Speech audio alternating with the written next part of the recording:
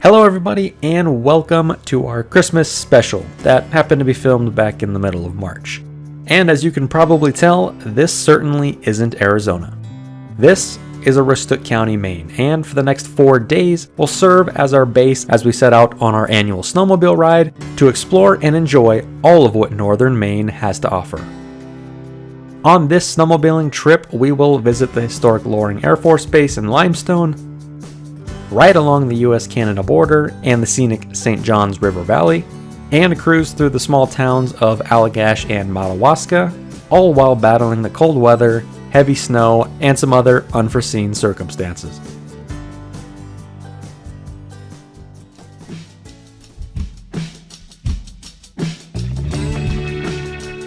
Our adventure begins here, on the banks of Cross Lake near St. Agathe, Maine.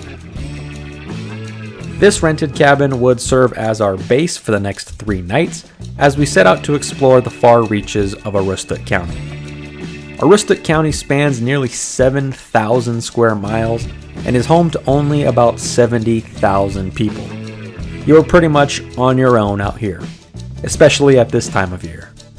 Now, all of yesterday was spent making the 500-mile drive from southern Massachusetts across New Hampshire into Maine, where we picked up the snowmobile trailer and sleds near Moosehead Lake, before continuing northeast past Holton, Presque Isle, and Caribou, to this point here near the top of Maine.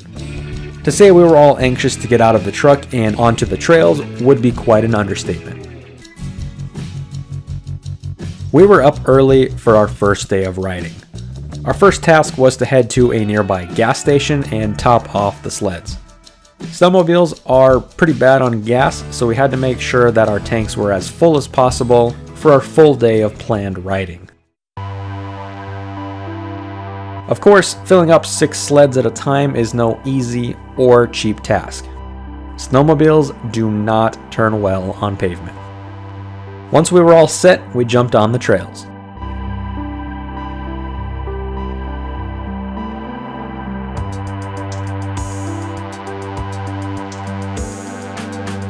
Maine uses an interconnected trail system, or ITS for short, which are made up of several well-maintained local and regional trails. We headed south on one of the major trails, which is ITS 83, towards Caribou. Today was a near perfect day for riding. The weather was mild and the trails were freshly groomed and in excellent condition. The miles rolled by quickly as we cruised around 45 miles per hour, through the small towns of Stockholm and New Sweden, where we stayed last year. We eventually made it onto ITS 90 and headed east through Caribou. The trails remained in good shape and the views opened up as we headed towards the small town of Limestone. Limestone lies on the US-New Brunswick border and is home to one of our all-time favorite snowmobiling destinations. As we approached Limestone, we came upon our first signs of the now abandoned Loring Air Force Base that we like to ride to each and every year. We stopped the sleds for a quick walk around what was once a truck maintenance and fire facility located just off the base. The buildings are pretty trashed and graffitied, and the floor is covered in thick ice. Nevertheless, it was cool to take a minute and walk around here and imagine those that lived and worked within these very walls decades ago. We continued up the trail and towards the main attraction. After navigating some icy clearings and some paved roads, we eventually made our way onto the abandoned runway at Loring. From here, we could get a good vantage point of just how massive this place really is. Loring was active from 1953 to 1990, and at one point housed an entire city. For geographical reasons, the base was used as part of the Strategic Air Command due to its proximity to Europe. The base was home to massive bombers and reconnaissance aircraft, which included the B-36 and the B-52. Aerial refueling wings and fighter jet squadrons also called the base home throughout its tenure. After taking in the view of the enormous hangars and control tower, we opted for our yearly cruise down the entire length of the 2.5-mile long runway.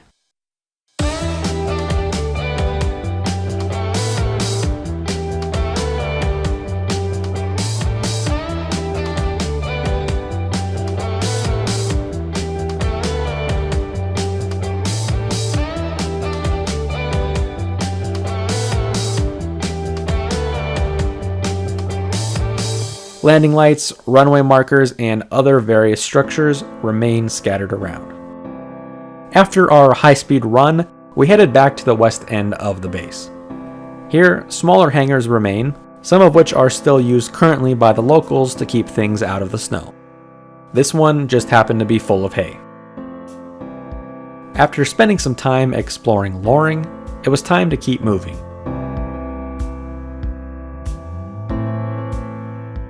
We topped off on gas in Limestone and got back on the trail. It was just a bit after noon, but we still had some serious miles to lay down today. From Limestone, we continued east following ITS 81 as it reached the US-Canada border and turned due north. For the next several miles, the snowmobile trail would follow along the international boundary. Boundary markers every so often designated the two different countries.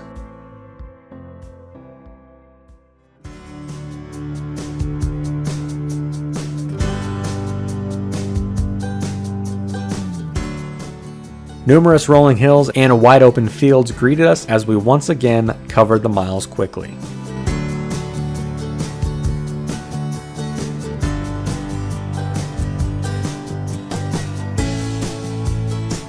Eventually, we reached our connector and headed back west towards Cross Lake. The trails were still in phenomenal shape. We made it back to the cabin by early evening. Today had been a really good day of riding.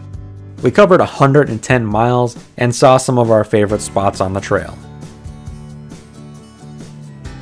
We grabbed a quick dinner nearby and hit the sack early. Tomorrow would be another long day on the trail as we headed the opposite direction. The next day, we were up early. With even more miles planned than the day before, we wanted to get a jump on the trail. We returned to the gas station, topped off the tanks, and returned to ITS 83. We followed the trail north and eventually west as it headed to Fort Kent at the very top of Maine.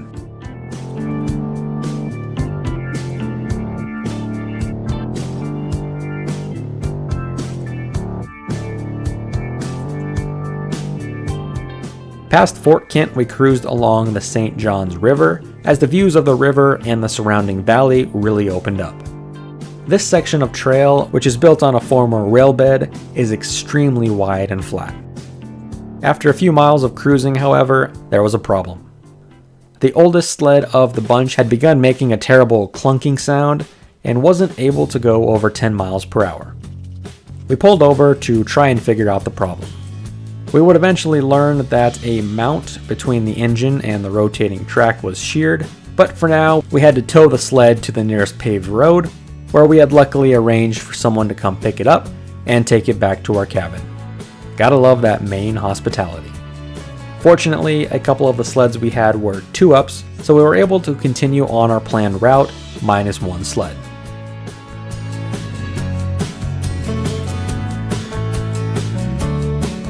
Some narrow trails were followed by a quick crossing of the frozen river in the community of Allagash.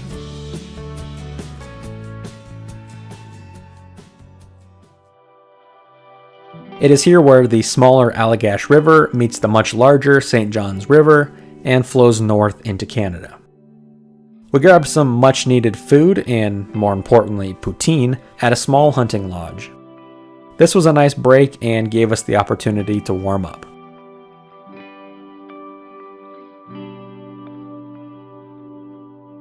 West of Allagash is a whole lot of nothing, and the groomed snowmobile trail eventually dead ends deep in the backwoods.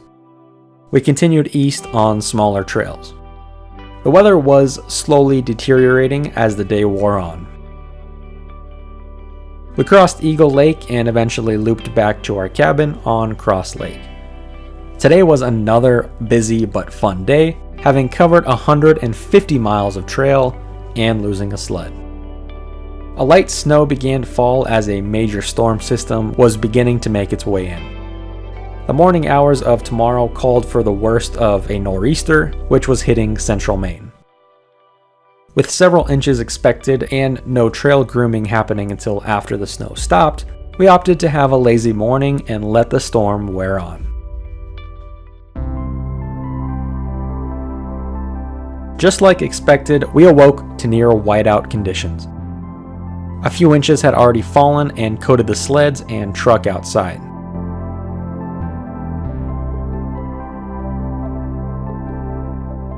We decided to spend a few hours at the cabin, relaxing and letting the snowfall slow down before attempting to put any miles on the sleds today. More snow isn't necessarily a problem for the snowmobiles, but the wet and heavy nature of this snow meant that trail conditions probably wouldn't be as nice as they were the past couple of days, at least until they were groomed. After goofing off for a few hours, the snow subsided and we made it outside. We cleared off the sleds and got them started up for the day.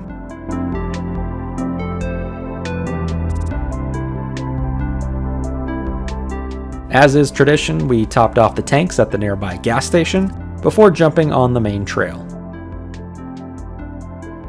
We headed south towards Caribou before venturing off onto a lesser side trail. Conditions slowly got worse as the trail became unmaintained. With the weather still on the edge of tolerable and several inches of fresh powder on the ground, we decided as a group to return back to the cabin for the day and let the groomers do their thing. While we had put on close to 40 miles, having a lazy day was sort of enjoyable. After a day of rest and relaxation yesterday, we were up early, eager to get out on the trail for our last full day of riding. The sleds roared to life and we proceeded northbound on the trails. Despite the day of storms yesterday, the trails were mostly groomed and in decent shape. The weather was still a bit snowy, but that wasn't of any concern. After following some trails we had been on a few days earlier, we once again reached the US-Canadian border and began to head west towards Fort Kent. We were now on the outskirts of Madawaska, the northeasternmost town in the country. The trails here are incredibly hilly and wide open. On a clear day, the view into the St. Johns River Valley far below is usually incredible. With the low ceiling of today, however, we were left with a limited view. After some more cruising, we arrived in town and topped off the tanks one last time. We grabbed some lunch before hitting the trails back towards our cabin where we would load up the sleds for our journey back south. We followed ITS 83 southbound until we were back at Cross Lake. Once back at the cabin, we began the long process of packing up our gear, cleaning up the cabin, and loading the sleds into the trailer. Today we had covered 85 miles of snowmobiling, bringing our total for the trip up to 385 over 3.5 days of riding. Not too bad. It was only about 3 when we had everything packed up and ready to roll, but we still had many miles of pavement to cover to get back to central Maine before tonight. We said farewell to our rented cabin, which had perfect accommodations and in the perfect location for a few days of exploring northern Maine. The drive from Stockholm to just north of Bangor was over 200 miles. It was dark by the time we reached Bill's camp and dropped off the snowmobile trailer, where it would sit here for the rest of the season. Our initial plan was to stay at Bill's camp tonight, but the recent nor'easter with its heavy and wet snow really did a number on the trails and rendered this ungroomed trail completely impassable.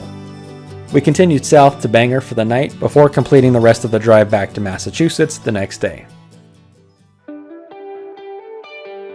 Our week in Maine was without a doubt an adventure we won't forget anytime soon. We had managed to cover nearly 400 miles of trail this year, visiting places both new and old throughout the beautiful Aroostook County. With the trails in incredible shape for most of the trip and only minor vehicle setbacks, our time snowmobiling Maine was a whole lot of fun. While we don't normally venture out of Arizona, this trip was just too good not to share.